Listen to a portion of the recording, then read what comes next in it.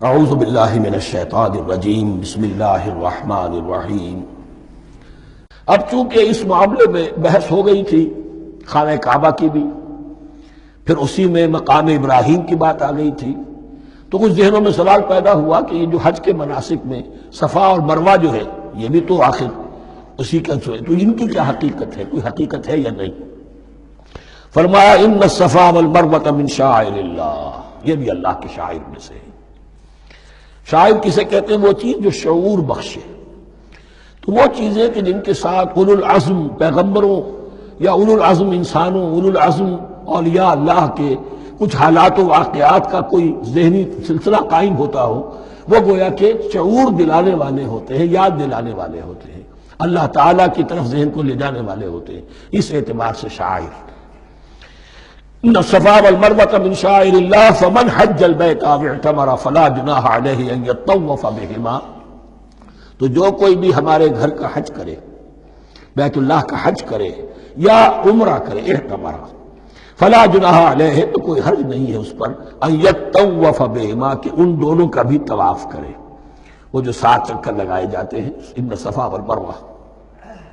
ومن تطوع خیر، جو شخص جان بوجھ کر بھلا کام کرتا ہے، فإن اللہ شاکر علیم، تو جان لو اللہ بڑا قدردان ہے۔ اب شکر انسان کرتا ہے تو اس کے معنی کیا ہوں گے؟ احسان مند ہونا۔ وہی شکر اللہ کرتا ہے شکور، اس کے کیا معنی ہوں گے؟ قدردانی۔ میرے بندے نے یہ کام کیا، میرے بندے نے میرے لیے یہ محنت کی، یہ قربانی دی۔ ان اللہ شاکر علیم، اور جانتا ہے، چاہے کسی اور کو پتہ نہ چلے، اسے تو معلوم ہے۔ اگر تم نے اللہ کی رضا جوئی کے لیے کسی کو کوئی مالی مدد دی ہے اس حال میں کہ جو کچھ داہنے ہاتھ نے دیا ہے بائیں کو بھی خبر نہیں ہونے دی، خدا یہ کہ کسی اور انسان کے سامنے اس کا تذکرہ ہو، تو اب یہ جو ہے اللہ کے تو علم میں ہے۔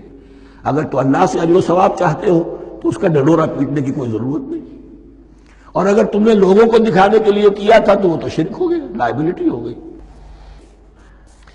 ان الذین یکتمون ما انزلنا من البینات، اب یہاں پھر کچھ آخری یوں سمجھیے کہ یہ اب جس کو کہتے ہیں موپنگ اپ آپریشن، بات مضمون تو پورا ختم ہو گیا لیکن کچھ نہیں صحیح چیزیں ابھی ہیں سابقہ امت مسلمہ کے بارے میں کہنے کی، وہ مزید ایڈ کی جا رہی ہیں۔ ان الذین یکتمون ما انزلنا من البینات والہدی من بعد ما بیناہ للناس فی الکتاب اولئک یلعنهم اللہ یلعنهم اللاعنون، یقیناً وہ لوگ جو چھپاتے ہیں اس شے کو جو ہم نے نازل کی ہے بینات میں سے اور ہدایت میں سے، اس کے بعد کہ ہم نے ان کو واضح کر دیا ہے لوگوں کے لیے کتاب میں، وہ لوگ ہیں کہ جن پر لعنت کرتا ہے اللہ، اور لعنت کرتے ہیں تمام لعنت کرنے والے۔ یعنی علم ایک بہت بڑی جو ہے امانت ہے، اس علم کا چھپانا، کتمان حق، ہم آیت پڑھ آئے ہیں وَمَنْ أَظْلَمُ مِمَّنْ يَكْتُمُ شَهَادَةً عِندَهُ مِنَ اللَّهِ، اگر اللہ کی طرف سے کوئی گواہی کسی کے پاس ہے وہ اسے چھپا لے تو اس سے بڑا ظالم کون ہوگا؟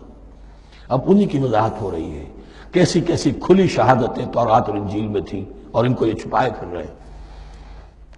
ان الذین یکتمون ما انزلنا من البینات والہدی من بعد ما بیناہ للناس فی الکتاب اولئک یلعنهم اللہ یلعنهم اللاعنون الا الذین تابوا واصلحوا وبینوا، سوائے ان کے کہ جو توبہ کرے، رجوع کرے اور اپنی اصلاح کر لے اور اب واضح کریں وہ شے کہ جو انہوں نے چھپائی ہوئی تھی اسے ظاہر کریں۔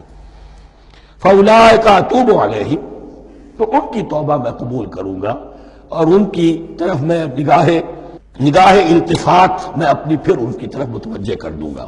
وَأَنَا التَّوَّابُ الرَّحِيمُ، اور میں تو ہوں ہی توبہ کا قبول کرنے والا اور رحم فرمانے والا۔